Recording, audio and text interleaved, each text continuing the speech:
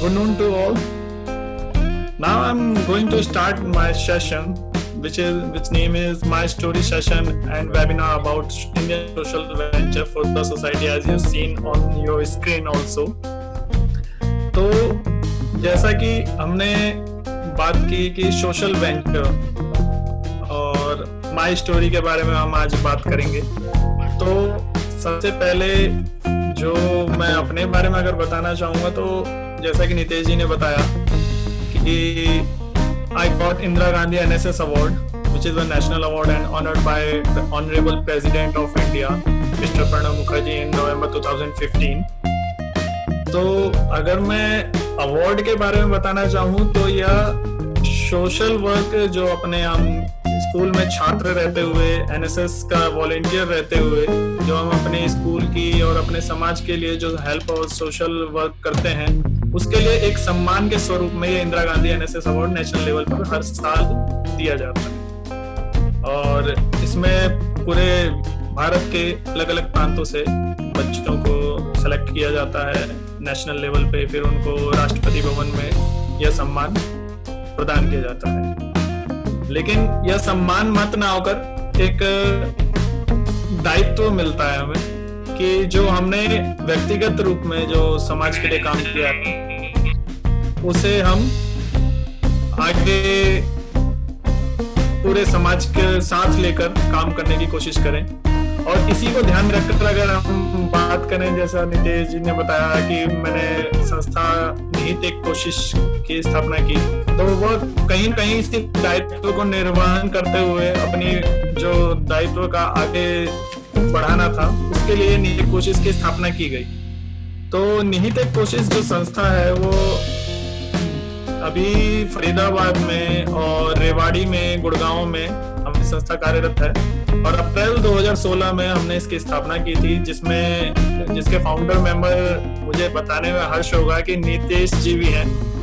तो हम लोगों ने कॉलेज में बैठकर ये बात की थी कि हम एक ऐसी संस्था का कुछ कर सकते हैं क्या। अवार्ड मिलने के बाद हम लोगों ने सोचा कॉलेज में कि अगर व्यक्तिगत रूप में तो मुझे यह अवार्ड मिल गया, यह दायित्व मिल गया, लेकिन अगर हम इसी दायित्व को आगे भी निर्वहन करना चाहें, आगे भी लोगों में पहुंचाना चाहें, तो उसके लिए क्या कर सकते हैं। तो हम सभी ने मिलकर इस जो दायित्व को एक निहित एक कोशिश का नाम दिया। और आज हम बहुत तरीके के कार्य जो समाज के लिए कर रहे हैं, जिसमें कि हमारे ब्लड डोनेशन कैंप ऑर्गेनाइज करना, आई डोनेशन रजिस्ट्रेशन के लिए लोगों को अवेयर करना, फिर उसके बाद स्लम्स में जाके बच्चों को पढ़ाना। जितने भी स्लम्स बस्तियां हैं, जो लेबर कैंप्स होते हैं, उनमें हम जाके बच्चों को पढ़ाते हैं। और जब बात हम करते हैं जेपी एंटरप्राइजेस की, तो अगर किसी भी संस्था को चलाना हो, जो कि ये निहित एक कोशिश है, ये हमारी टोटली सेल्फ फंडेड संस्था है। अभी तक हम किसी से कहीं से भी कोई फंड नहीं लेते, ना कोई बाहरी अनुदान लेते हैं हम लोग। तो ये जितना भी हम छात्र हैं, हम मिलकर ही इसका निर्वहन करते हैं। तो इसी के लिए जेपी एंटरप्राइजेस, ताकि आगे हम जो भी खर्च है, जो भी कार्य कर सकें, वो अपने स्तर पर कर सकें, उसके लिए जेपी एंटरप्राइजेस की स्थापना की गई। जेपी एंटरप्राइजेस में की जब स्थापना हुई तो हमें एक तरीके से सोशल वेंचर, जो हमने सामाजिक उद्यम का नाम लिया, तो उसके लिए किया गया। क्योंकि समाज में आज के समय में कहते हैं ना कि नौकरी के लिए सभी लोग भाग रहे हैं, कोई सरकारी नौकरी के लिए, कोई बढ़िया पैकेज वाली प्राइवेट नौकरी के लिए। तो आज के समय में हमें जरूरत है जॉब क्रिएटर की। हमें जॉब सीकर ना बनकर जॉब क्रिएटर बनना पड़ेगा। तो उसके लिए अगर हमें जॉब क्रिएटर बनना है, दूसरों को जॉब देने वाला बनना है, तो जैसे कि सैक टीम भी बहुत अच्छा कार्य कर रही है।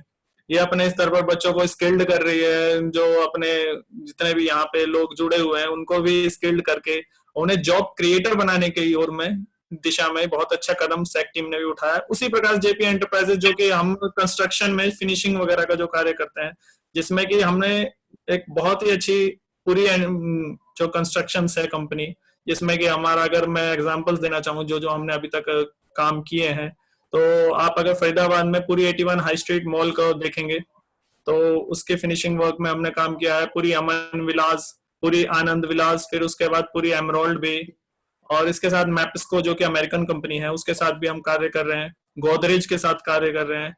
और ऐसी बहुत सारी ईमार कंपनी हो गई, बहुत सारी कंपनियों के साथ अभी हम कार्य कर रहे हैं।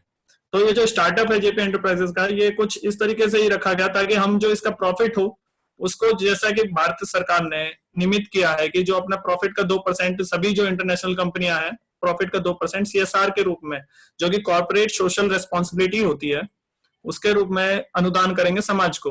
लेकिन हमने तो यह पूरी संस्था और यह पूरी कंपनी ही समाज को अनुदान हेतु संगठित की है।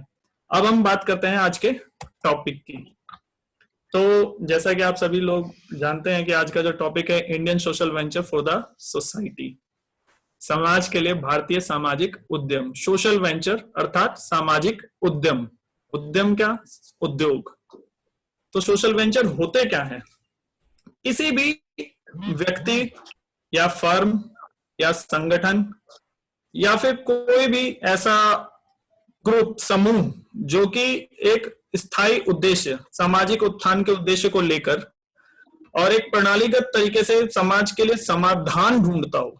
हम कहते हैं ना कि हम प्रॉब्लम क्रिएटर ना बने, हम सॉल्यूशन क्रिएटर बने। तो जो समाधान ढूंढने का काम करते हैं उन्हें सामाजिक उद्यम कहते हैं, जिसमें की बात माने जो कि एक अंतरराष्ट्रीय स्तर के लेखक हैं, उनके हिसाब से जो सामाजिक उद्यम है वो 3 मॉडलों में परिभाषित किए गए हैं। पहले है हाइब्रिड नॉन प्रॉफिट, जिन्हें हम संकर गैर लाभकारी उद्योग भी कहते हैं। दूसरे हैं लेवरेज नॉन प्रॉफिट, जिसे हम उत्तोलन गैर लाभकारी सामाजिक संगठन कहते हैं। और तीसरे स्तर पर आता है सोशल बिजनेस, जो कि सामाजिक व्यवसाय कह सकते हैं हम इन्हें। अब हम अगर इन तीनों को आगे परिभाषित करें तो सबसे पहले परिभाषित करते हैं हम हाइब्रिड नॉन प्रॉफिट ऑर्गेनाइजेशंस को, जो संकर गैर लाभकारी संगठन है। इन गैर लाभकारी संगठनों के ना 2 उद्देश्य हो सकते हैं। पहला पैसा कमाना और दूसरा है मिशन की सेवा करना। अब ये मिशन क्या है? ऐसा संगठन है कि जो अपने प्रोडक्ट्स बना रहा है और बनाने के बाद उसे मार्केट में बेचता तो है, लेकिन बेचने के बाद जो उसका मिशन है देश की सेवा के लिए, बच्चों के एजुकेशन के लिए, जो अपनी मेडिकल की सेवाएं हैं, अन्य बहुत सी जो देश सेवा में कार्य है, मिशन है, उनमें वो पैसा लगाता है। तो जो पतंजलि प्रोडक्ट्स को बेचने के बाद जो प्रॉफिट आता है, उस प्रॉफिट को वो देश सेवा में और मिशन के रूप में अपने गैर लाभकारी तरीके से लगा देता है। तो ये संकर गैर लाभकारी संगठन होते हैं जो कि प्रॉफिट तो ले, लेकिन उस प्रॉफिट को समाज की सेवा में ही अब उसका पदार्पण कर दें। उसके बाद हम बात करते हैं लेवरेज नॉन प्रॉफिट संगठन की, जो कि उत्तोलन गैर लाभकारी संगठन होते हैं। तो ये जो हम बात करते हैं उत्तोलन गैर लाभकारी संगठन की, तो ये लाभ के लिए सामाजिक उद्यम मिशन और बाजार दोनों द्वारा संचालित होते हैं। मतलब ये लोग तो, जैसे ये कंपनियां क्या करती हैं कि कमाना भी चाहती हैं और समुदाय की हेल्प भी करना चाहती हैं। जो भी अपना कम्युनिटी है, सोसाइटी है, उसकी हेल्प तो करना चाहती हैं, लेकिन ये चाहती हैं कि अगर हम काम कर रहे हैं तो हमें भी इसके बदले कुछ ना कुछ प्रॉफिट तो मिले। बिल्कुल नॉन प्रॉफिट होकर काम ना करें, कम लाभ पर काम करें, लेकिन करें, कुछ तो मिले, ताकि हम लोगों को अगर लगने पे कोई हमें ये ना कहे कि हाँ भाई तू बेकारी घूम रहा है, बेकारी समाज सेवा में लगा पड़ा है, खुद के पास कुछ भी नहीं है। तो ये समाज के लिए करना चाहती हैं। तो अगर हम इसका एग्जाम्पल लेना चाहें तो बहुत अच्छा एग्जाम्पल है बीइंग ह्यूमन का, नाम सुना होगा आपने, जो सलमान खान जी की एक संगठन है। तो बीइंग ह्यूमन क्या करती है, एक ब्रांड है जो मार्केट बना रखी है उसने बहुत अच्छी। वो क्लोथिंग, आउटफिट्स, बहुत सारे प्रोडक्ट्स बनाते हैं और बनाने के बाद उसे बेचते हैं, और अच्छे कीमतों पर बेचने के बाद जो उसका प्रॉफिट आता है, उस प्रॉफिट को कुछ तो अपने पास रखकर बाकी प्रॉफिट को, जैसे वो हार्ट सर्जरी में जो नीडी पर्सन्स हैं उनके हार्ट सर्जरी के लिए यूज करते हैं, एजुकेशन के लिए यूज करते हैं। तो इस तरीके से वो बहुत सारे जो सामाजिक कार्य हैं उनमें भी उन चीजों को यूज करते हैं वो। तो इस तरीके से हम जो उत्तोलन गैर लाभकारी संगठनों को सकते हैं कि मतलब मार्जिन तो लिया जाए, प्रॉफिट का मार्जिन तो ले हम, लेकिन बहुत ही कम स्तर पर, और बस बिल्कुल मतलब थोड़ा बहुत लाभ लेकर और काम करते चलें। अब हम बात करते हैं सोशल कैपिटल्स की, जो कंपनीज होती हैं, सोशल बिजनेस होते हैं, सामाजिक व्यवसाय, जो कि हमारे सोशल वेंचर्स का तीसरा चरण है। तो इन कंपनियों का प्रभाव निवेश फर्म या पूंजीपतियों का कारण बनता है। अब ये निवेशपति और पूंजीपति कौन है? तो जैसा कि मैंने सबसे पहले ही आपको बताया कि जो बड़े बड़े कॉर्पोरेट सेक्टर्स हैं, बड़े बड़ी जो मल्टीनेशनल कंपनीज हैं, जैसे कि आप फिलिप्स को ले लीजिए, आप सोनी इरिक्सन को ले लीजिए, सुजुकी को ले लीजिए, मारुति सुजुकी को ले लीजिए, कोई भी मतलब जो बड़ी कंपनियां हैं जो माल का उत्पादन करती हैं, उसे सामान को बेचती हैं, लेकिन जैसा कि भारत सरकार ने नियमित कर रखा है कि अपने प्रॉफिट का कुछ हिस्सा उन्हें समाज के कार्य के लिए और अनुदान देना ही पड़ेगा, बिना किसी प्रॉफिट के, उसके बैक प्रॉफिट कुछ नहीं मिलेगा। लेकिन उसमें कहीं ना कहीं सरकार उन्हें कुछ फायदा देती है। तो जैसा कि सरकार ने भी उन्हें कह रखा है कि अगर आप सीएसआर, जितना ज्यादा से ज्यादा सीएसआर देंगे, सीएसआर मैंने पहले ही आपको परिभाषित किया, कॉर्पोरेट सोशल रिस्पॉन्सिबिलिटी, जो नैगमिक सामाजिक उत्तरदायित्व है, उसको सीएसआर परिभाषित करता है। तो ये जो ऋण लेते हैं या बैंक लोन लेते हैं, तो इन कंपनियों पर ज्यादातर जितनी भी मल्टीनेशनल कंपनीज हैं, बड़ी बड़ी कॉर्पोरेट सेक्टर्स हैं, उन्होंने लोन लिया हुआ होता है, या फिर जो आईटीआर भरते हैं, इनकम टैक्स रिटर्न भरते हैं, तो उसमें भारत सरकार उन्हें छूट देती है, जितना वो इसमें सीएसआर देते हैं उस सीएसआर पर उन्हें छूट मिलती है। तो जो सीएसआर का यूज करते हैं उसका गैर लाभकारी तरीके से उस सामाजिक व्यवसाय कहते हैं। अब इसमें जो वो सीएसआर का यूज कहाँ करते हैं? सीएसआर का यूज वो ऐसे कर सकते हैं कि वो कुछ ना कुछ ऐसे प्रोग्राम्स करते हैं, जैसे कि अभी मैं आपको अपना ही एक एग्जांपल बताना चाहूंगा। उनको भिन्न भिन्न तरीके से समाज में कैसे कार्य कर सकते हैं, कैसे लोगों को मोटिवेट कर सकते हैं, उसके लिए हमें समझाने के लिए और मोटिवेट करने के लिए बुलाया। तो हमने उनके एम्प्लॉइज को जाके वहां पे सीड बॉम्बिंग एक तरीके से, मतलब जो हम सीड्स लगाते हैं जंगलों में जाकर, या फिर कोई भी, जैसे आजकल आप जानते हैं हमारे वातावरण में पेड़ों की कमी है, अलग अलग जगह पर अलग अलग दिक्कतें आ रही हैं बहुत सारी। हमारा अब तो कोरोना ने, कहते हैं ना कि एक बहुत अच्छा हमें वातावरण प्रदान कर दिया कि कुछ लोग हम घर में बैठ के, एक सेवा भावना हमारे अंदर जाग रही है कि हम अपने पड़ोस वालों को भूखा नहीं सोने देना चाहते। और दूसरी बात, जो प्रकृति का क्षय हमने किया था उसको प्रकृति ने स्वयं सुधार लिया है। तो इस तरीके से उस समय पर जो प्रदूषण को देखते हुए हम लोगों ने सीड बॉम्बिंग का एक प्रोजेक्ट उनके साथ किया। तो उसके बदले में उन्होंने सीएसआर का जो अमाउंट था, जो उसका सामान लाने में और उसमें खर्च किया, लेकिन उसके बदले में हमने उनसे कोई अनुदान नहीं लिया। तो वो हमारा सोशल वर्क हो गया। तो इस तरीके से जो सामाजिक बिजनेस है, जो अपने सोशल बिजनेस है, सामाजिक व्यवसाय है, उनको हम परिभाषित कर सकते हैं। अब बात आती है कि अगर हम सोशल एंटरप्रेन्योर बने, सोशल बिजनेस करना है या सोशल हमें कुछ ऐसे कार्य करने हैं कि जो आगे भी चलते रहें और हम लोग दूसरों की मदद भी करते रहें और इससे आगे कुछ लोगों को, सोसाइटी को भी सीखने को मिले। तो इनमें कुछ एक चेहरे हैं जो कि पूरे भारतवर्ष में फेमस हैं। तो इसमें जो पहला नाम है उर्वशी शाहनी का आता है, जो कि फाउंडर हैं और सीईओ हैं शेफ फाउंडेशन की, जो कि स्टडी हॉल एजुकेशन फाउंडेशन है। इस फाउंडेशन का क्या काम है कि जो उर्वशी जी ने देखा कि मतलब हमारे जो समाज में छात्राओं को पढ़ने पर उनके कई सारी दिक्कतें आती हैं, तो उन्होंने 900 से ज्यादा स्कूलों को अडॉप्ट किया और 1.5 लाख से ज्यादा लड़कियों को डायरेक्टली और 2,70,000 से ज्यादा लड़कियों को इनडायरेक्टली अपने प्रोग्राम्स के थ्रू फायदा पहुंचाया। उनको पढ़ने में, उनके सामाजिक दिक्कतों में उनकी हेल्प करी और इसी वजह से उन्हें वर्ष 2017 का social entrepreneur of the year का अवार्ड भी प्राप्त हुआ। अब इसी श्रेणी में दूसरा नाम आता है हरीश हांडे का। अब हरीश हांडे जो कि CEO and founder of SELCO है। सेल्को भी एक सोशल बिजनेस है। इस प्रोजेक्ट में ये लोग क्या करते हैं कि सोलर फाइनेंसिंग प्रोग्राम कर रहे हैं। जैसे कि सोलर पैनल वगैरह लगते हैं गाँव में और दूर दराज के क्षेत्रों में, पहाड़ी क्षेत्रों में, तो उनको ये फाइनेंस का काम करते हैं कि जो आम जन तक पहुंचाया जा सके कम से कम पैसे में और कैसे उनकी हेल्प की जा सके।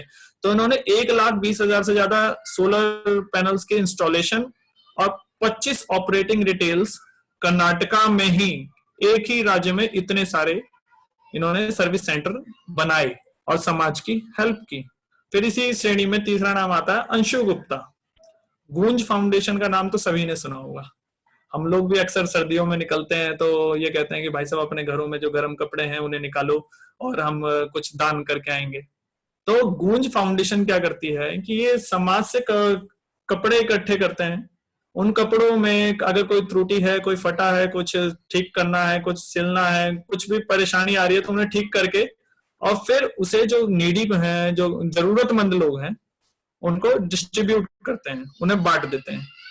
और बांटने के पश्चात जो एक समाज की हेल्प होती है वो ये लोग कर रहे हैं। ऐसे बहुत से अनगिनत चेहरे हैं जिनको हम जानते हैं, नहीं भी जानते, वो अपने ही अपने में काम करते जाते हैं। अगर इस श्रेणी में नाम लिया जाए तो जिनका मैंने यहाँ पे लिखा नहीं है, लेकिन बहुत बड़ा नाम है कैलाश सत्यार्थी, नोबेल पुरस्कार विजेता।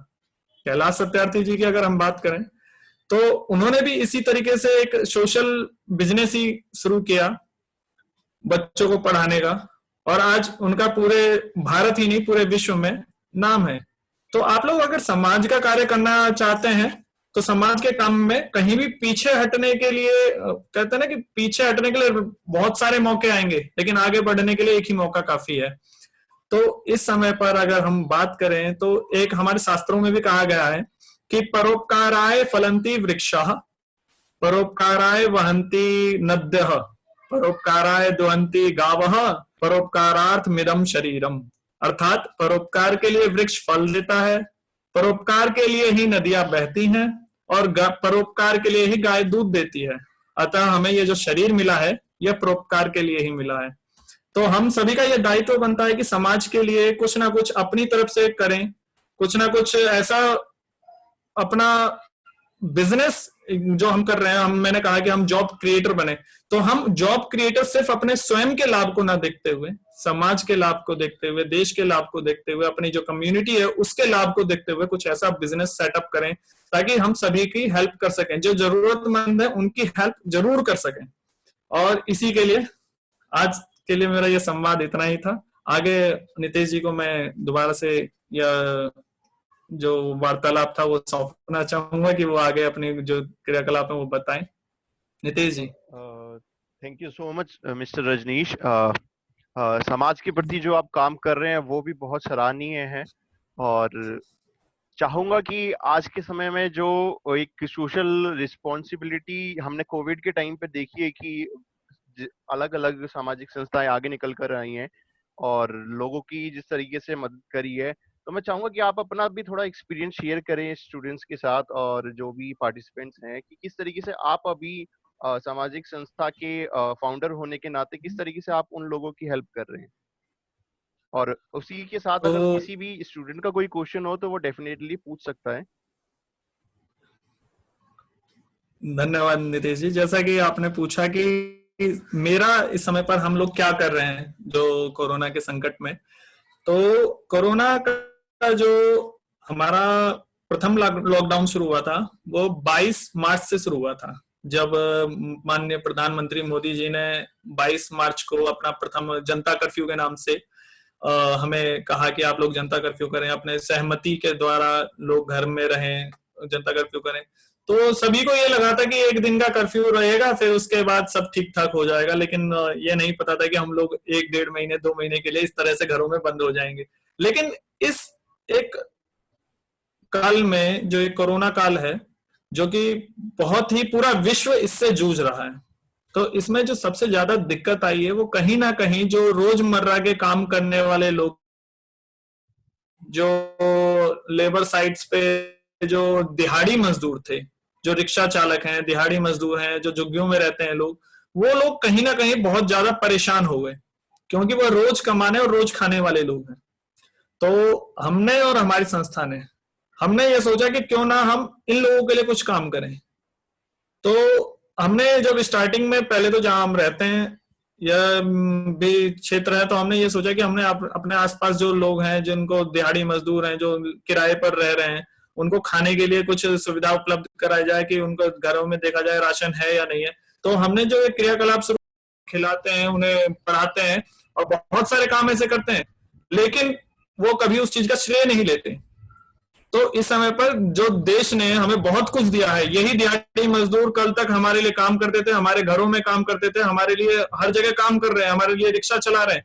अगर हम लोग इनकी हेल्प कर रहे हैं और फिर इनकी फोटो क्लिक करके और सोशल मीडिया पे उनको बेइज्जत कर रहे हैं, तो ये अच्छा नहीं है। तो हम लोगों को कहीं ना कहीं ये अपना दायित्व समझकर दायित्व बस निभाना चाहिए। और जैसे हम अपने परिवार में चुप जो खाते हैं, तो हम क्या सबको बताते हैं क्या कि हमने क्या खाया?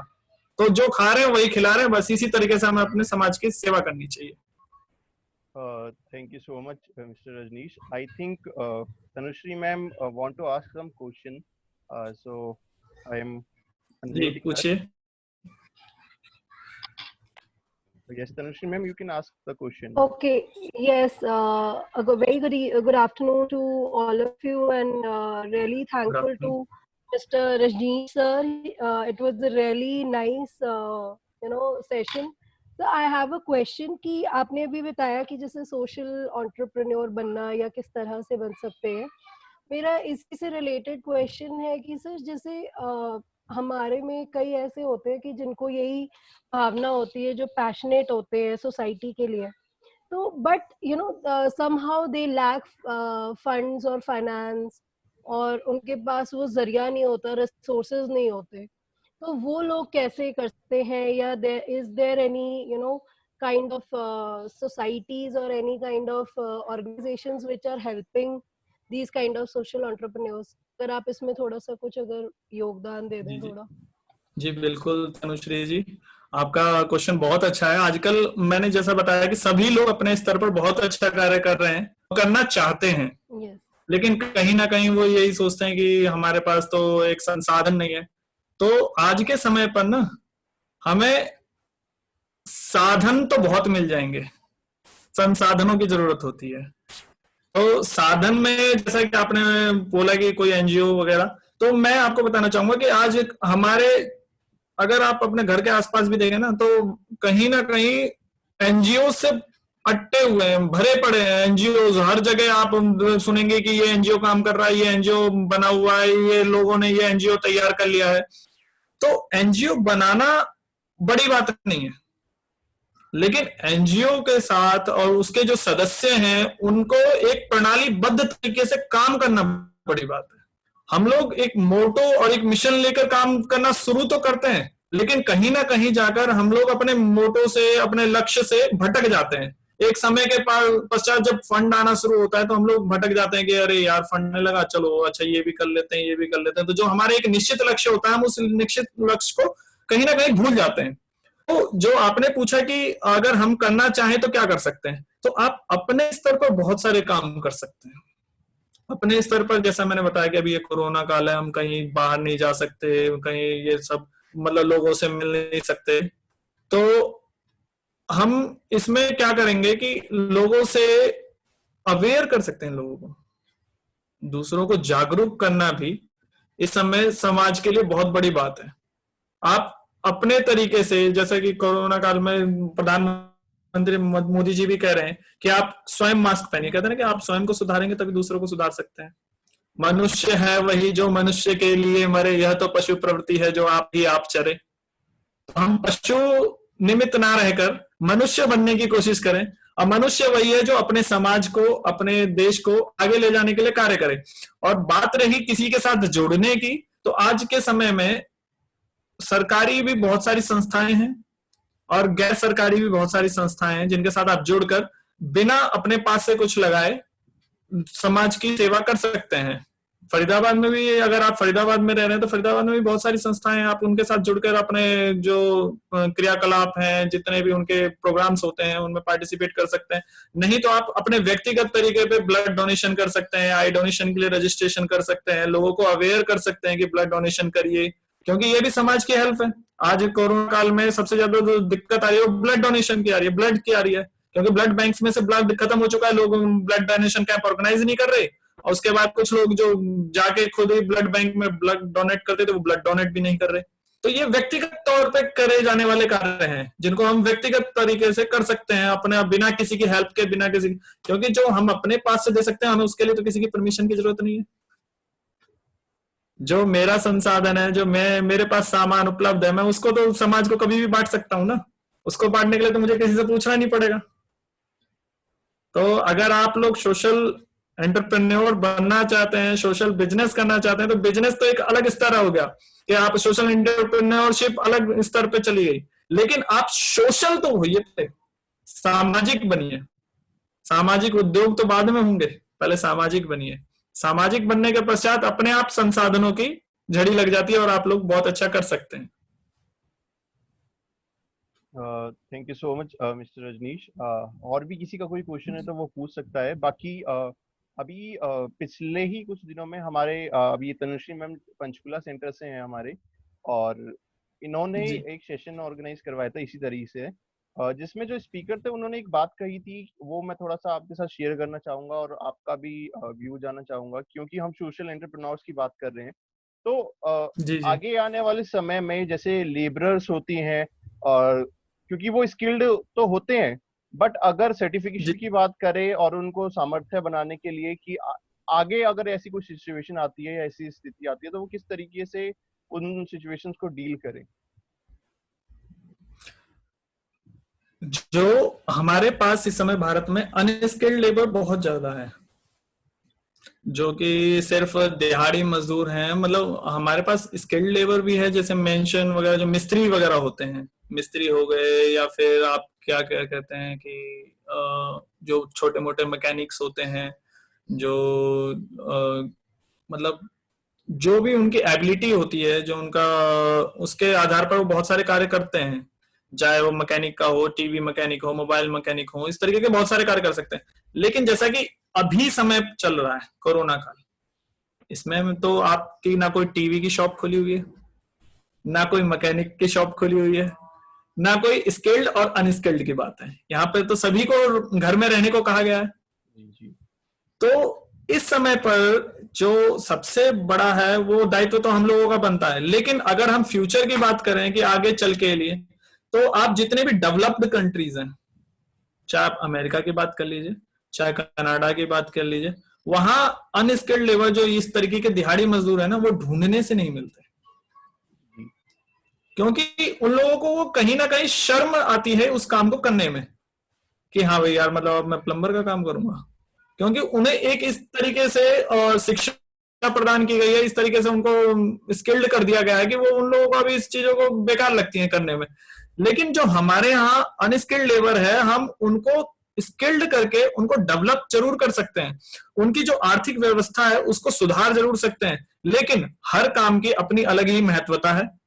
हर काम के लिए अब अगर एक रिक्शा चालक है, वो डेवलप्ड होगा, अगर उसे हम थोड़ी सी तकनीकी ज्ञान दें, तो अपने, जैसा कि अभी कुछ दिन पहले बिल गेट्स ने एक कानपुर की शायद वो घटना थी, अभी न्यूज पे हम देख रहे थे कुछ दिन पहले, तो उसने उसे ऑफर किया, सॉरी बिल गेट्स ने नहीं, रतन टाटा ने ऑफर किया, उस रिक्शा चालक ने अपने रिक्शा में ही इस तरीके से तकनीक का यूज किया था कि उसने कोविड प्रूफ बना रखा था अपने रिक्शे को।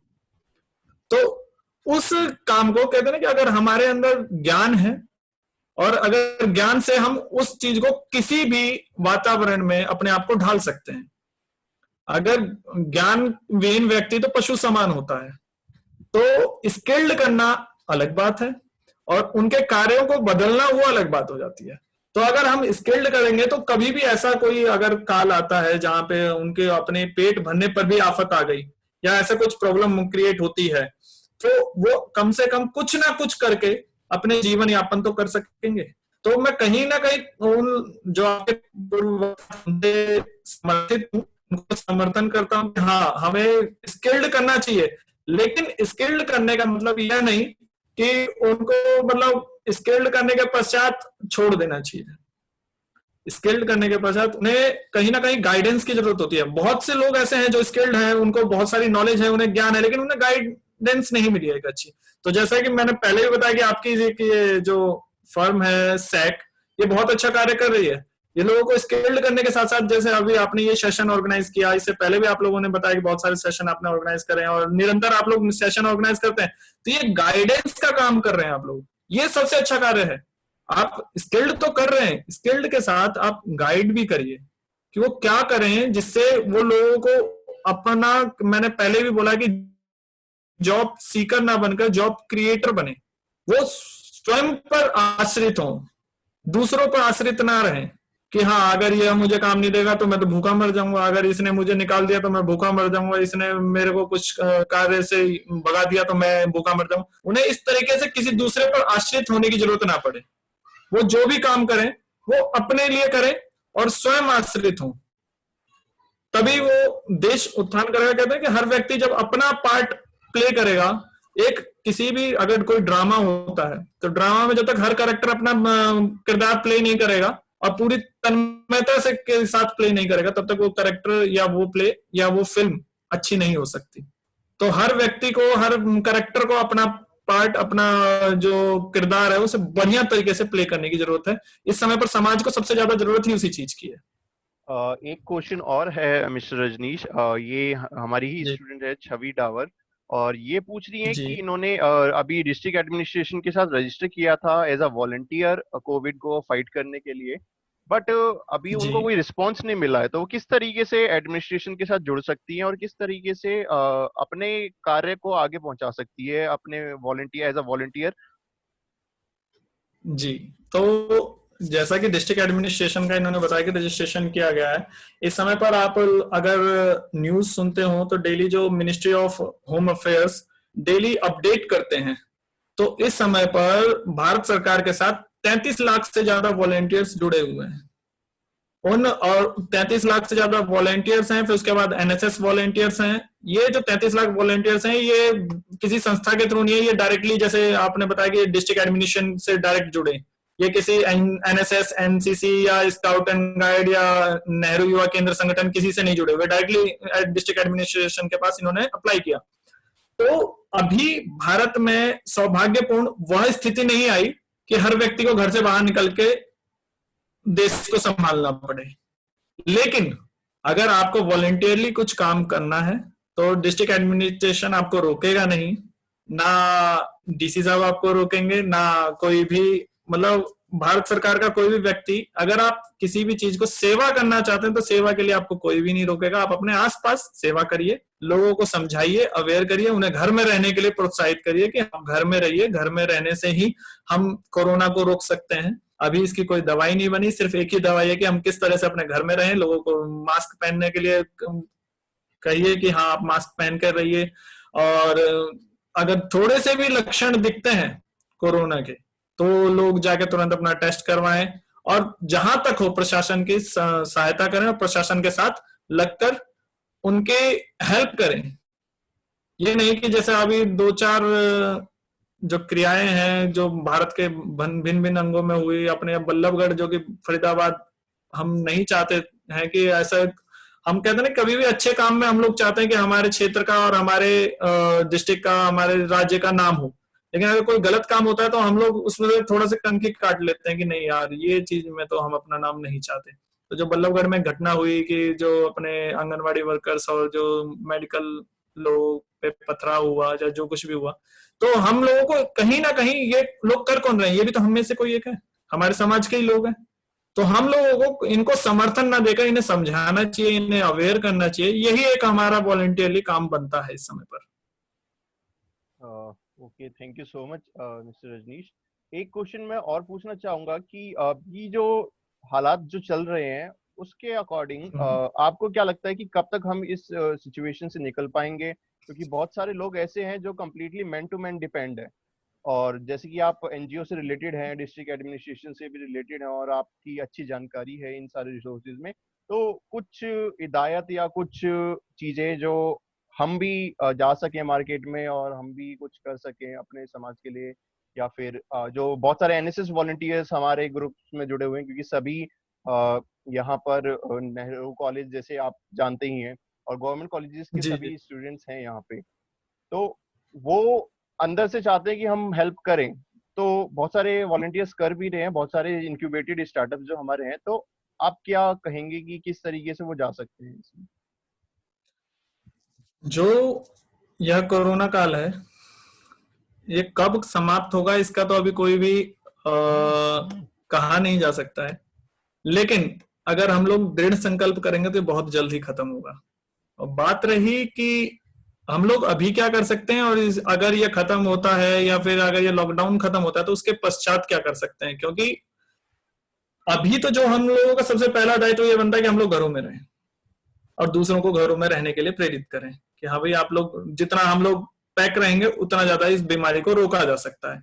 अभी सबसे पहले जो हमारा दायित्व बनता है वो बनता है कोरोना को रोकने का। जैसा कि आज ही हमारे डिस्ट्रिक्ट एडमिनिस्ट्रेशन ने जो फरीदाबाद की सारी सीमाएं हैं उन्हें सील कर दिया गया है। 12 बजे के उपरांत आज सारी सीमाओं को सील कर दिया, क्योंकि जितने भी केसेस हो रहे थे या तो दिल्ली से या फिर कहीं भी और क्षेत्र से आ रहे थे, तो सारी सीमाओं को फरीदाबाद की सील कर दिया गया है परमानेंटली। अब कोई भी व्यक्ति बिना अनुदेश के अंदर नहीं आ सकता, ना फरीदाबाद से बाहर जा सकता है। दूसरी बात कि अब इसमें हम एनएसएस वॉलंटियर्स या फिर जो भी वॉलंटियर्स हैं वो क्या कर सकते हैं, सामाजिक जो संस्थाएं वो क्या कर सकती हैं।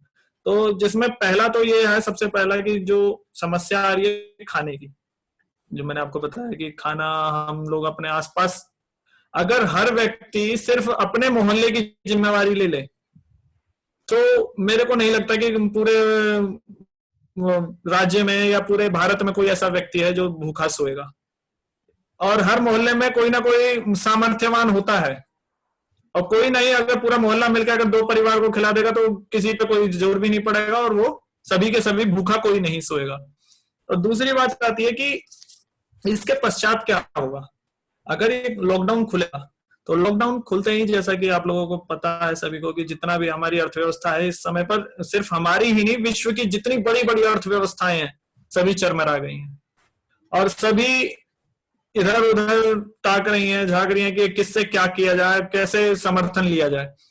तो हमारे देश की भी अर्थव्यवस्था कहीं ना कहीं इस चीज से जूझ रही है। तो हम लोगों का इसे जैसे ही ये कोरोना काल खत्म होगा तो एक बहुत ही मंदी का दौर शायद भारत को देखना पड़े। तो उस समय के लिए मेरी एक ही सजेशन है कि जिस तरह से हम लोग अभी संगठित होकर चल रहे हैं, अपने समाज को साथ लेकर चल रहे हैं, तो लोगों को मोटिवेट करना है हमें, क्योंकि कई लोग हताशा में पड़ गए हैं कि इसके बाद तो मेरा बिजनेस खत्म, मेरी नौकरी खत्म और मैं मर जाऊंगा, मैं भूखा रह जाऊंगा, मेरा सारा साम्राज्य खत्म हो जाए। तो ऐसा कुछ नहीं है। यह एक काल है, बहुत ही बुरा काल है, लेकिन कहते हैं ना कि बुरे वक्त की भी एक अच्छी बात होती है कि वह भी बीत जाता है। तो यह समय भी बीतेगा और बीतने के बाद बस हम लोगों को संगठित होने की, एक दूसरे को सपोर्ट करने की जरूरत है। हम एक दूसरे को सपोर्ट करते रहें बिना किसी जाति के, बिना किसी धर्म के भेदभाव के, मतलब एक दूसरे को बस किसी भी तरीके से पूरे समाज को संगठित होकर हमें चलना है, ताकि हम आगे इस प्रॉब्लम से निपटने के बाद भी देश को पुनः आगे लेके चल सकें।